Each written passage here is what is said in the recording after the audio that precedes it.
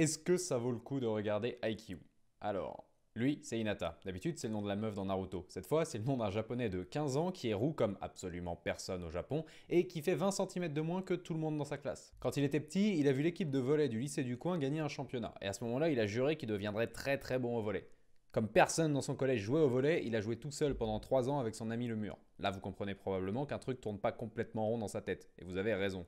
Il arrive à son lycée et là, incroyable coup de chance, il tombe sur une bande de mecs qui aiment le volley autant que lui. Et frère, ça pour aimer le volley, c'est incroyable comme ils aiment le volley. D'ailleurs, le pitch principal de l'animé, c'est une bande de lycéens ordinaires qui vont faire du volley après les cours, qui ont même pas vraiment l'intention d'en faire carrière, mais qui considèrent que le volley après les cours, c'est vraiment le truc le plus important qui pouvait leur arriver dans leur vie. Pour ce qui est des matchs en eux-mêmes, si tu t'attends à avoir des techniques incroyables à la Inazuma Eleven, c'est pas du tout le genre de la maison. Aucune balle va s'enflammer, personne va faire un service avec un angle impossible.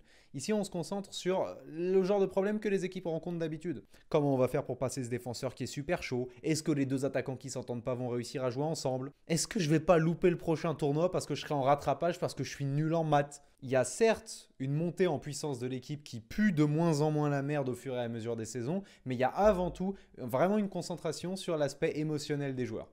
Et c'est plutôt une bonne chose. Bah en fait c'est toujours la même chose. Si ça avait été mal fait, ça aurait fini par être gnangnan, ça aurait fini par être ennuyeux et ça aurait pas été une bonne chose. Mais ici, il se trouve que c'est bien écrit. Il y a un signe qui ne trompe pas et qui est particulièrement bon, c'est que tu en as quelque chose à foutre des personnages qui ne sont pas le personnage principal.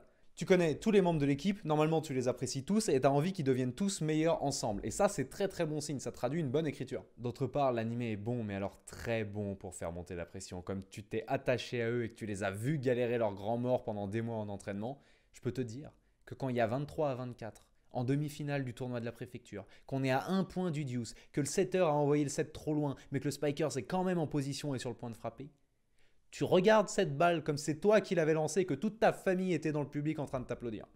Au final, la seule faiblesse de Haikyuu, c'est que parfois ils prennent ça tellement au sérieux qu'on n'arrive plus à y croire du tout. Ce mec-là, par exemple, l'année dernière, ils ont perdu un match contre un autre lycée et ils pensent que c'est sa faute. Et perdre un match de volley au lycée, ça l'a tellement atteint qu'il a juré de plus jamais toucher une balle. Il faut 2 épisodes entiers juste pour convaincre cette gigantesque pleureuse de revenir sur le terrain.